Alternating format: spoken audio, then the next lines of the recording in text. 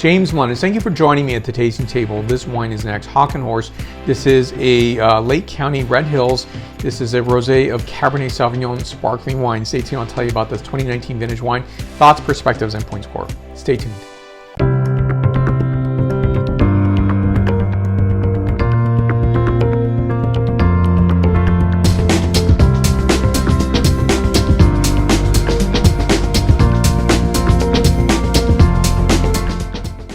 Now, this is a really unique bottle of wine, the very familiar Hawk and Horse, close to nature, and hence that is their brand identification. It's nice to see this wine.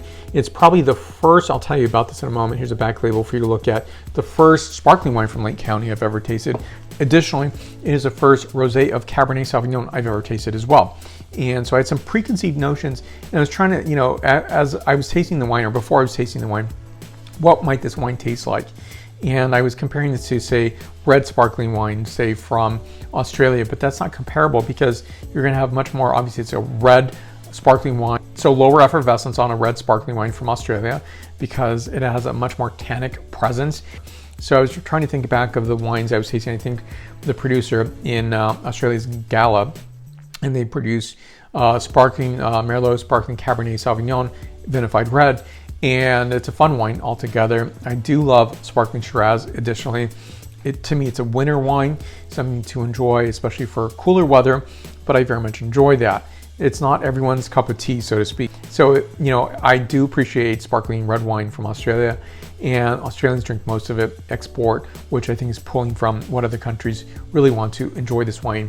And so, that was my preconceived notion. I'm trying to get the thought and perspective of a sparkling Cabernet Sauvignon, because obviously a lot of sparkling wines, especially from the old world, are going to be wines that I'm very familiar with, such as Champagne, the Pinot Meunier, Pinot Noir, the Blanc de Blanc Chardonnay wines, Franciacorta, the Glera from Prosecco, or the Parillada, Xarel·lo, and Macabeo grapes from Cava. So they have a different flavor, and I definitely am used to that flavor characterization. So these wines from these regions are going to have a very specific characterization, and to me that's really what I was trying to anticipate.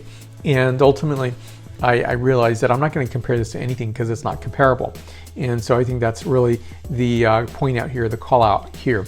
Now, this wine is a brut style, so this is about 8 grams per liter. Production of 256 pack cases, 12.4% ABV. Nice salmon colorization, so I think it's expressed in terms of color very, very nicely, and nice effervescence as well. When I smelled the wine, I was getting an evocation of Pinot Noir, but ultimately this is coming out to be I would say a point of difference wine. This is, remarkably, I would say identifiable as a Cabernet Sauvignon. So this is not the traditional wine grapes that I just mentioned before, and so therefore the Cabernet Sauvignon will express differently, right? So this wine is expressive of strawberry, hint of floral, and spice notes as well, but not over the top. I think that's a nice characterization of this wine. And next, the palate characterization. So the front of palate to me is informing me that this is not going to be a Pinot Noir, Rosé Pinot Noir wine, sparkling wine, and ultimately comes out to be a very different wine altogether. So very expressive wine, expressive of wild strawberry, almost a hint of early season red cherry notes, red floral, brioche, as well as mineral notation. This wine is 93 points out of 100 points.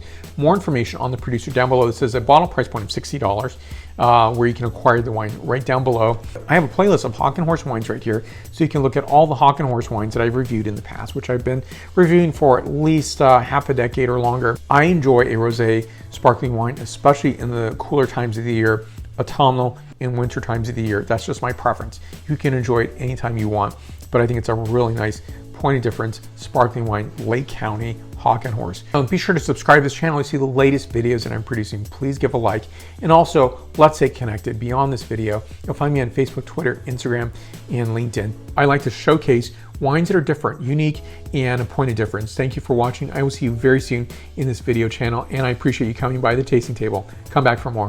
Santé.